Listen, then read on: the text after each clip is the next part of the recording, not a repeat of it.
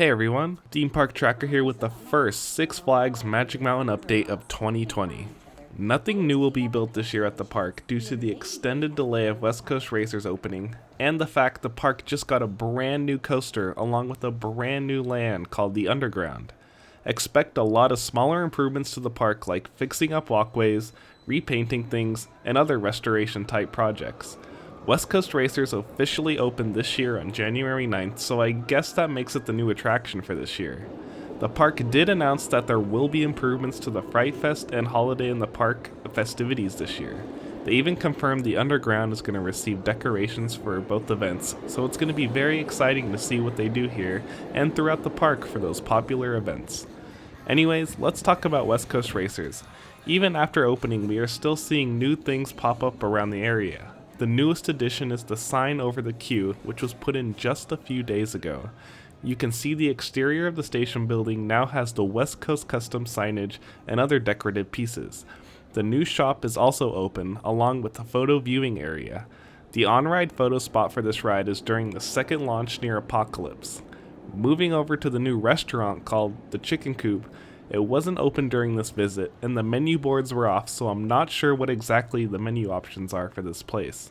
I'm most interested in knowing what items are on the dining pass and the sides and portions that you receive with each item. This location, along with many other in the park like Chop 6, may only be open on the weekends and during the busy weeks like Summer, Fright Fest, and Holiday in the Park. Now let's talk about the go-karts, formerly called Cyclone 500, now called Pacific Speedway. The concrete turnaround that was laid out prior to the member previews is finally receiving the guardrails that go around the edges.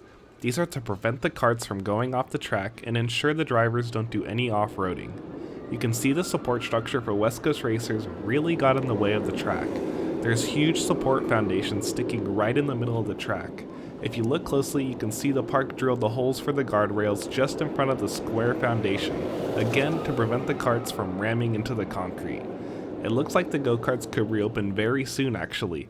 Other than landscaping, which can be done when the park is closed, all they have to do is put in the guardrails around the new concrete portions.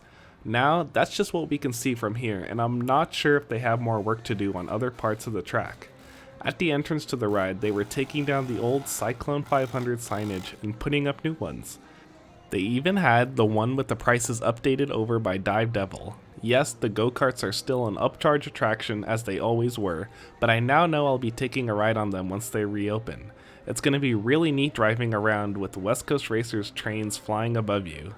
The go-karts themselves were put back on the track and they're the same as before. It would have been neat if the park had West Coast Customs repaint the exterior of them to match the theme of the new area. And the last thing about the go-karts is the price. They are $8 for a single ride and $20 for an all-day pass. However, if you are a Six Flags member, one of the prizes you can redeem with your earned points is go-kart rides. Now, let's talk about West Coast Racers itself. Big updates were added to the coaster. First off, the speed at which the trains move in and out of the station and pit stop has been increased. The trains used to roll out of the station really slowly, and now that's been sped up. This is to increase the capacity of the attraction and reduces the time guests are sitting out on the launch track waiting for the returning train to reach the unload platform. This is a very welcome update to the coaster, and I wouldn't be surprised if we saw more little changes like this throughout the first year of operation. Next up, the pit stop audio was fixed, and you can now hear the West Coast Custom CEO speaking clearly, and the repair shop sound effects are audible as well. They even got new bins at the loading platform for guests to put their stuff in. Before, it was plastic tubs that team members would hold up for guests to put all their stuff in. On to another ride in the park, Tidal Wave, which has been closed for the off-season these past few months. Rumors have started to circulate that a mock power splash will replace Tidal Wave in the future. I'd like to know everyone's thoughts on this because I feel like there's a lot they can do with this area, especially with the extra space where Green Lantern First Flight used to be. The rumored replacement would be very similar to Aquaman Power Wave, which is being built at Six Flags over Texas for 2020. This is an interesting rumor that came out of nowhere. Again, it's only a rumor, but it's always fun to speculate about these kind of stuff. Last thing in this update is the structural work being done on Twisted Colossus. Parts of the support structure were missing, and it's probably just regular maintenance, so nothing to be worried about. Well, that's all for this update. Thank you so much for watching, and please subscribe to the channel for more updates on Six Flags, Magic Mountain, and other SoCal theme parks.